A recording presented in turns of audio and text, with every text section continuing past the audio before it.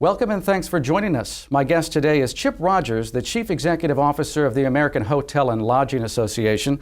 So Chip, let's talk about how central hotels are to the economy. A lot of us don't realize that the jobs that hotels provide, the money they generate, it's really important to the economy and communities.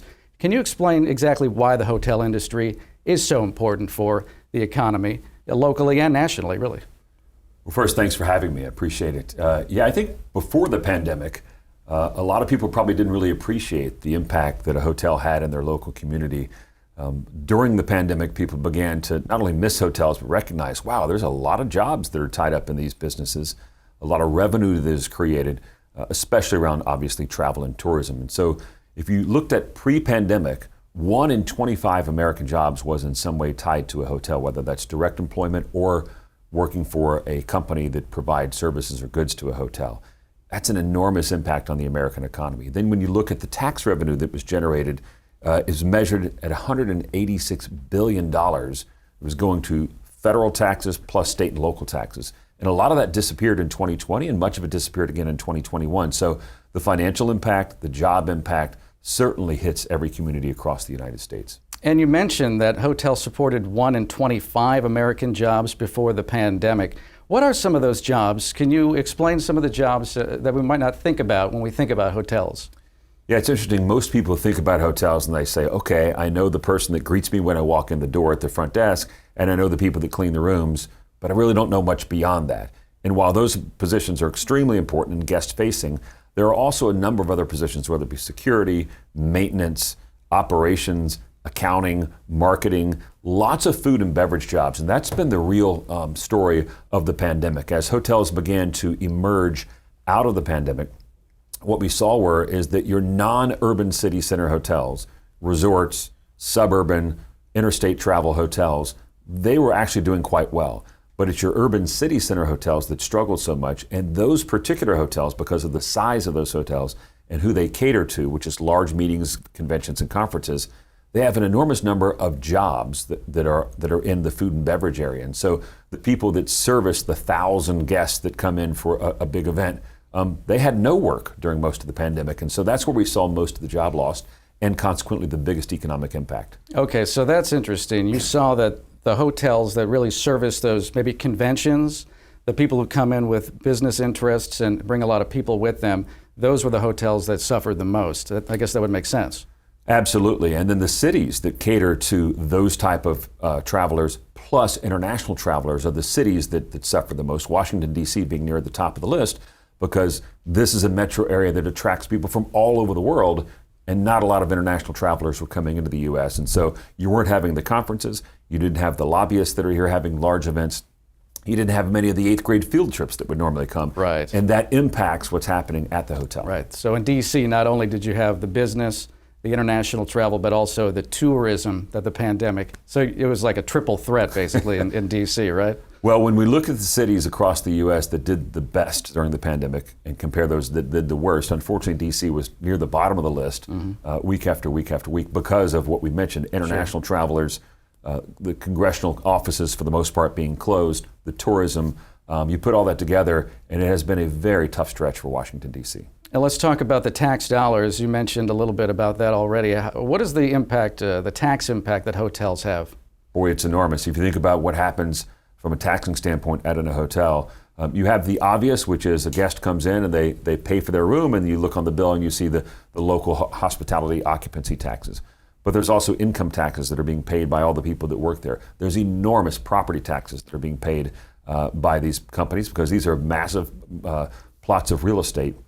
And then the income taxes from the business itself. So when you look at income tax going to the federal government, income tax going to the state and local government, sales taxes that weren't being collected, and of course the property taxes, that's an enormous economic impact on not just the state and local government, but also the federal government. So it's $186 billion that hotels generated pre-pandemic in federal, state, and local taxes each year. When you think about the pandemic and you look at that, where do you think the biggest hit was taken in terms of the money, the tax money that hotels pay out? When the pandemic impacted hotels, the industry, what do you think suffered the most in terms of the tax dollars? those local areas that rely on the occupancy tax because there just weren't guests. And at the beginning of the pandemic, the rates for those guests that were there were quite low. That's obviously changed, and guests are finally starting to come back. We're very happy with that.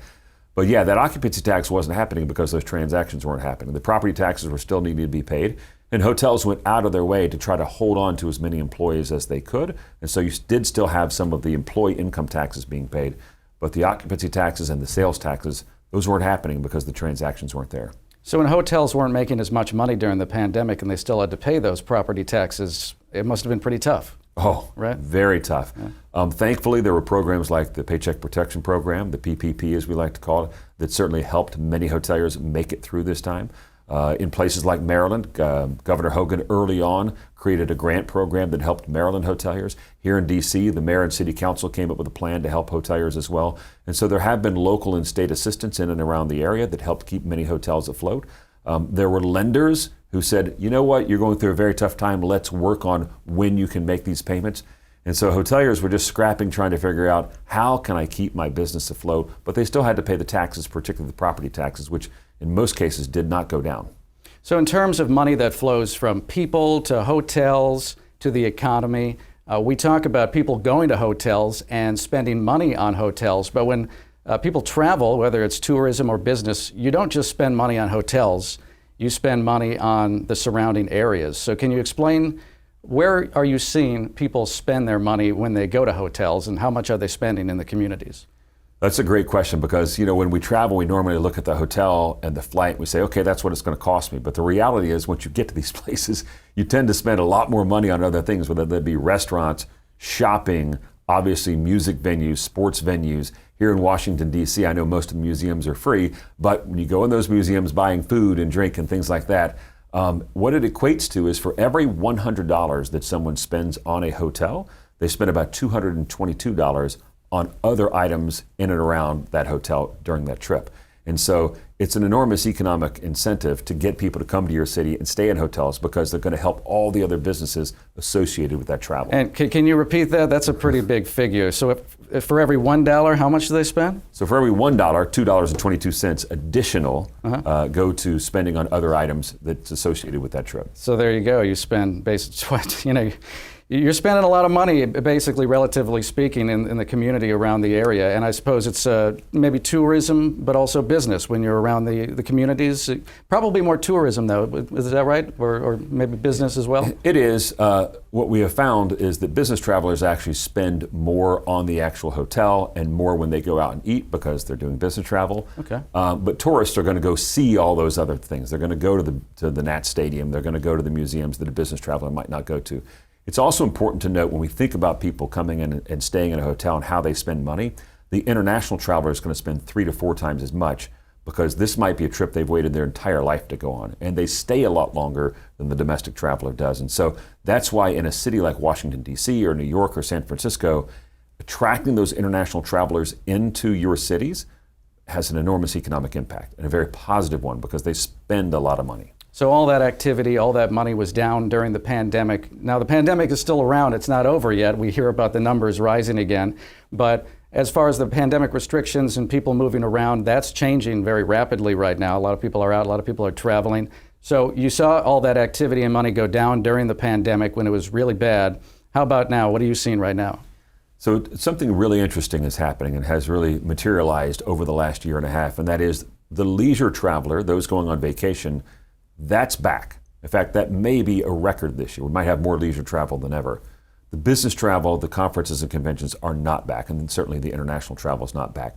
And so the mix inside of a hotel of the type of traveler has changed dramatically, and that has an impact on how much they're willing to spend and what type of jobs are created in that hotel. As we mentioned earlier, a lot of the food and beverage jobs that are created in city center hotels, urban locations, anything around a convention center, those are to service those large meetings and conferences.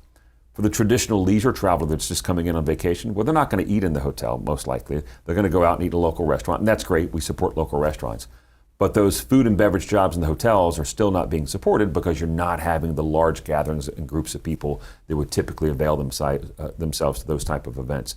And so the mix of traveler has changed. The leisure traveler is much more cost conscious than the business traveler. And so It's a lot different than it was, but we are very thankful that people are back in hotels. Right, maybe things will keep on improving, hopefully, right? I'd like to thank today's guest, Chip Rogers, the Chief Executive Officer of the American Hotel and Lodging Association. I'm your moderator, Nick Iannelli. For more on this discussion, visit WTOP.com and search AHLA.